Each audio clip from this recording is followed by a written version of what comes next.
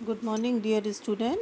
Today I am explaining remaining chapter 1 धूल। शरीर और मिट्टी को लेकर संसार की असारता पर बहुत कुछ कहा जा सकता है, परंतु यह भी ध्यान देने की बात है कि जितने भी सार तत्व जीवन के लिए अनिवार्य हैं वे सब मिट्टी से ही मिलते हैं। लेखक हमें इन पंक्तियों के माध्यम से यह समझाने की कोशिश कर रहे हैं कि धूल का इतना महत्व है कि जितने भी हमारे जीवन के लिए ज़रूरी चीज़ें हैं, वो अनिवार्य चीज़ें हैं, वो सब हमको मिट्टी से ही मिलती हैं। जैसे फूलों को हम अपनी प्रिय वस्तुओं का उपमान बनाते हैं, वे सब भी हमको मिट्टी से ही मिलते हैं। रूप, रस, गंध, स्पर्श इन्हें कौन संभव करता है, अर्थात वे सब मिट्टी की ही देन है। माना कि मिट्टी और धूल में अंतर है, लेकिन उतना ही जितना शब्द और रस में होता है, देह और प्राण में होता है, चांद और चांदनी में होता है।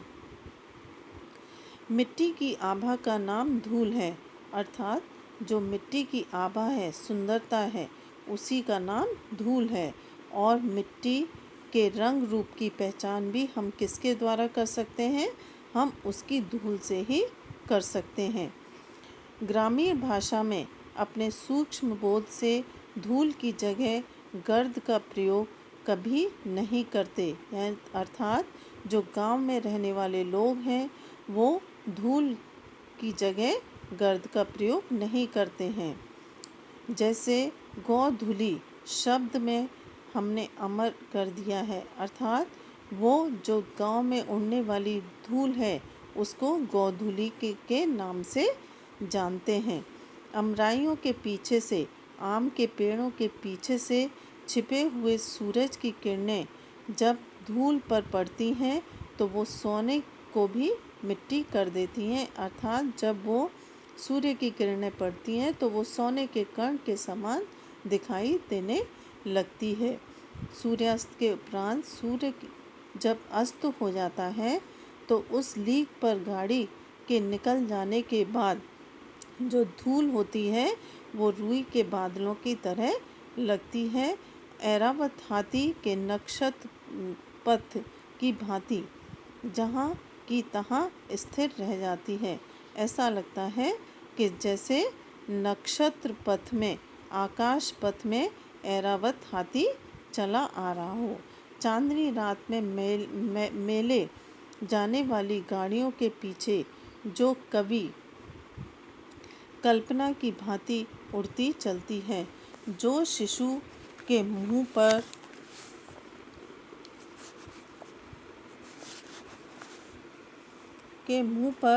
फूल की पंखुड़ियों पर साकार सौंदर्य बनकर छा जाती है, धूल उसका ही नाम है। अर्थात जब वो फूल की पंखुड़ियों पर और शिशु के मुंह पर लगती है तो उसकी सुंदरता को और भी अधिक बढ़ा देती है। गोधूली पर कितने कवियों ने अपनी कलम नहीं तोड़ दी, लेकिन यह गोधूली गांव की अपनी संपत्ति है। अर्थात कवियों ने गोधूली के बारे में बहुत कुछ लिखा है, लेकिन अंत में यही निष्कर्ष निकला है कि गोधूली केवल गांव की संपत्ति है, जो शहरों के नसीब नहीं है।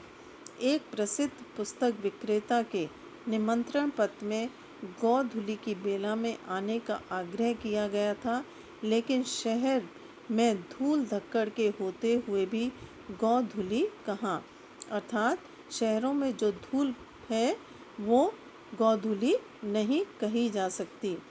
यह कविता की विडंबना थी और गांव में भी जिस धूली को कवियों ने अमर किया है वह हाथी घोड़ों के पग संचालन से उत्पन्न होने वाली धूल नहीं है, वरने वो गोपालों के पदों की धूल है। अर्थात कवि लेखक हमें यह समझाने की कोशिश कर रहे हैं कि जो हाथी और घोड़ों के पैरों से उड़ती हुई जो धूल है उसको हम धूल नहीं कह सकते। धूल तो केवल वही है जो गायों के पैरों से उड़ती है। नीच को धूरी समान वेद वाक्य नहीं है। सती उसे माथे से, योद्धा उसे आँखों से लगाता है। यूलिसिस ने प्रवास से लौटने पर इथाका की धूल चूमी थी। कवि हमें यह समझाना चाह रहे हैं कि धूल का इतना महत्व है कि जब कोई स्त्री सती होती है तो वह उसे अपने माथे पर लगाती है।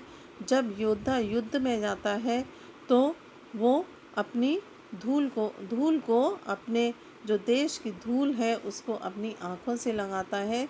उसी प्रकार से यूलिसिस का एक उदाहरण है, जब उसने प्रवास से लौटने पर इथाका की धूल को अपने माथे पर लगाया था। यूक्रेन के मुक्त होने पर एक लाल सैनिक ने भी उसी श्रद्धा से वहाँ भी धूल का स्पर्श किया था। श्रद्धा, भक्ति, स्नेह, इनकी चरम व्यंजना के लिए धूल से बढ़कर और कौन सा स्थान है। अर्थात धूल के माध्यम से हम अपनी श्रद्धा, भक्ति, स्नेह को प्रकट कर सकते हैं। यहाँ तक कि घृणा, असूया आदि के लिए भी धूल चाटने, धूल झाड़ने आदि की क्रियाएं प्रचलित हैं। धूल, धूली, धूल, धूरी आदि की व्यंजनाएं अलग अलग हैं, अर्थात इनका जो अर्थ है वह अलग अलग है। धूल जीवन का यथार्थवादी गद्य है।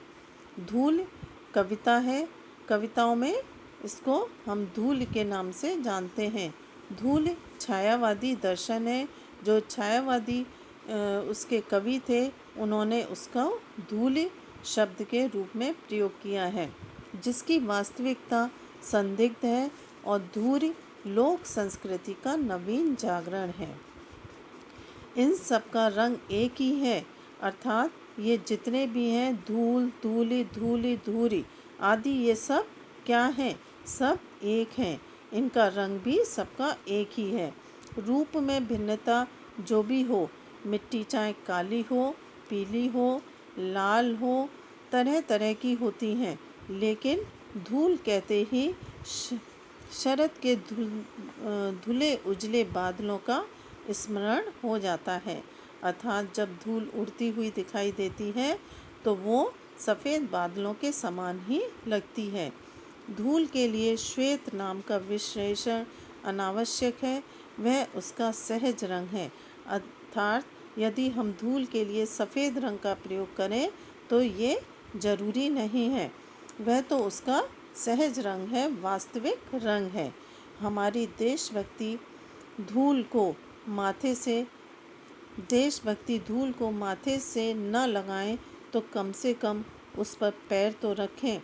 अब लेखक हमको ये समझाने की कोशिश कर रहे हैं कि धूल को यदि हम उसके अपने माथे से न लगाएं तो कम से कम उस पर अपने पैर तो रखें।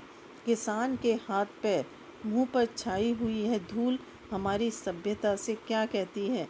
अर्थात लेखक हमें यह समझाना चाहते हैं, जो किसान हैं उनके हाथ पैरों पर लगी हुई जो धूल है वो आज की आधुनिक सभ्यता को यह समझाना चाहती है कि हम कांच को प्यार करते हैं। अर्थात हम जो हीरा है, जो कि हमारी आँखों को चकाचौंध कर देता है, उसको तो हम प्यार करते हैं। धूल भरे हीरे में धूल ही दिखाई देती है। भीतर की कांति आँखों से ओझल रहती है। अर्थात हम हीरों को तो प्यार करते हैं, लेकिन जो खेतों में मेहनत करने वाले परिश्रमी किसान हैं, उनकी सुंदरता को, उनकी कांति को हम नहीं देख पाते। लेकिन ये हीरे अमर हैं और एक दिन अपनी अमरता का प्रमाण भी देंगे। लेकिन लेखक हमें यह समझाने की कोशिश कर रहे हैं कि असली मायने में यही हमारे देश के हीरे हैं। अभी तो उन्होंने अटूट होने का ही प्रमाण दिया है, हीरा वही घन चोट न टूटे।